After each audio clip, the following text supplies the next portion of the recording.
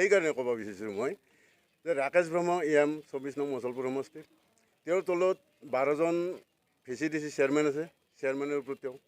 গতিকে এই 12জন চেয়াৰমেনৰ ভিতৰত মাত্ৰ ৰাভাৰ ওপৰত যে এনেকুৱা এটা সমস্যা আহি পৰিল আৰু ৰাভাক যে বহিষ্কাৰ কৰিব লগা হ'ল, ইয়াৰ মূলত কাৰণটো হ'ল এইটো যে ইয়াতে বহুকেইজন সাক্ষ্যদান এতে দিছে 2000 কৰি লয়, 1000 কৰি পিছত আৰু দিব লাগিব, সেই 1000 টকাটো দিম বুলি কৈছে। আগলাই সেইটোৱেই তেওঁৰ হেৰি নহয়। ইয়াৰ পিছত আৰু বহুত যেনে সাৰ নহয় বিধান, যে বিধান যিখিনি ডিপাৰ্টমেণ্টেলি আহিছে এগ্ৰিকালচাৰ ডিপাৰ্টমেণ্টৰ পৰা, তে সেই বিধানখিনিও তেওঁ আত্মসাৎ কৰা বুলি অনুমান হয়। এখেতে অলপ আগতে কৈ গৈছে যে কোনোবা এটা পৰিয়ালত নি পেলাই গোটেইখিনি বিধান দিছে, তেওঁ আত্মসাৎ কৰিছে। এই যে মেচিন আৰু কিবা এটা বস্তু লগত আছিল, সেইটো ঠিক মই মনত নাই মোৰ, আঁঠুৱা, তে মেচিনকেইটাও নি পেলাই তেওঁ নিজৰ ইচ্ছামতে যাক দিব লাগে তেনেকৈ দিছে। আচলতে যোনটো বেনিফিচিয়াৰী পাব লাগে সেই বেনিফিচিয়াৰীটো পোৱা নাই। আৰু ভৱিষ্যতে যদি এনেকুৱা হৈ থাকে তেতিয়াহ'লে আমাৰ যিটো দল UPPL দলৰ যিটো আমাৰ দলৰ স্বাৰ্থত আমি যিখিনি কৰি আছোঁ, সেই দলটো আমাৰ বাচি থাকিবনে? নিশ্চয় নাথাকে। গতিকে দলটোক বাচাই ৰখাৰ কাৰণে মই ভাবোঁ যে তেখেতৰ দৰে মানুহ এটাক দলত ৰখাত থাকি দলৰ পৰা বহিষ্কাৰ কৰাই ভাল বুলি মই ভাবোঁ।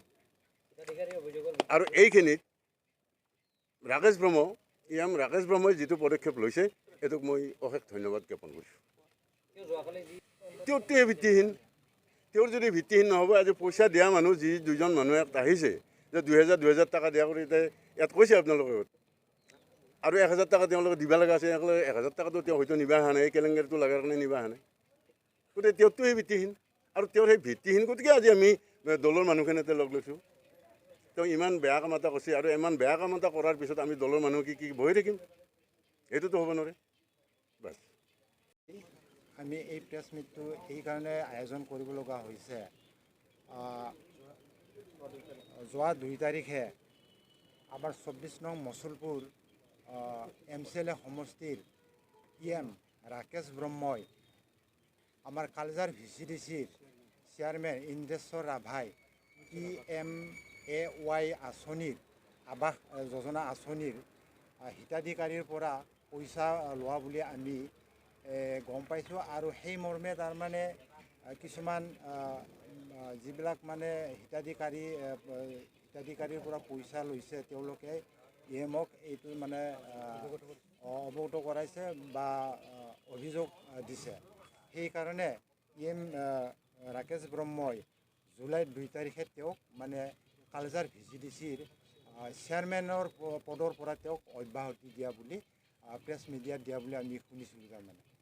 গতিকে সেই মৰ্মে তাৰ প্ৰতি অভিযোগ হিচাপে তেওঁ মানে ইন্দ্ৰেশ্বৰ ৰাভাই যোৱাকালি প্ৰেছ মিটত নিজকে তাৰমানে নিৰ্দোষী বুলি তেওঁ নিজে কৈছে। আৰু ৰাকেশ ব্ৰহ্মই মানে তেওঁক এনেকুৱা মানে ধৰণৰ মানে কি বুলি কয় কিছুমান নক'ব লগা বাক্য কৈছে, আৰু তেওঁক মানে প্ৰতি অভিযোগহে আনিছে। তেওঁ মানে তেওঁ যি ধৰণে তেওঁৰ ওপৰত পদক্ষেপ লৈছে সেইটো ল'ব নালাগিছিল বুলি কৈছে। গতিকে আজি তেওঁৰ বিপৰীতে আমি আমাৰ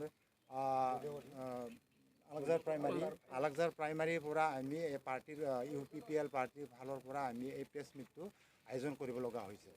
গতিকে আজি এই প্ৰেছ মিটৰ জৰিয়তে আমি ইয়াকে মানে প্ৰমাণ কৰি দেখুৱাব খুজিছোঁ যে তেওঁ মানে ইন্দ্ৰেশ্বৰ ৰাভাই যিবিলাক মানুহৰ পৰা পইচা লৈছে বা তেওঁ পইচা দিয়াৰ কথা কৈছে, সেইবিলাক প্ৰমাণ আমাৰ হাতত আছে। গতিকে এই প্ৰমাণবিলাক আমি ইয়াত মানে দিব পাৰোঁ। ৰাজহুৱাভাৱে আমি তেওঁলোকক মাতি আনি মানে এই অভিযোগৰ ভিত্তিত তাৰমানে আমি প্ৰমাণ দিব পাৰোঁ। গতিকে এইসকল মানুহ আমাৰ লগত আছে। গতিকে তেওঁলোকৰ পৰা আপোনালোকে এই মানে যে পইচা খুজিছে বা পইচা লৈছে সেইটো জানি লওক, এইটোৱে তাৰমানে ক'ব লগা। ইন্দ্ৰেশ্বৰ ৰাভায়ে বেনিফিচাৰীৰ পইচা লোৱা বুলি পাব্লিকে অভিযোগ EM ছাৰৰ তাতে, ৰাকেশ ব্ৰহ্ম EM ছাৰৰ তাতে দিছিলে। সেই মৰমে বৰ্খাস্ত কৰা হৈছিলে। কিন্তু যোৱাকালি তেখেতে নিজকে নিৰ্দোষী বুলি প্ৰেছ মিট দিছিলে। সেইটো সম্পূৰ্ণ মিছা তেখেতে বেনিফিচিয়াৰীৰ পৰা পইচা লোৱা আমাৰ প্ৰমাণ আছে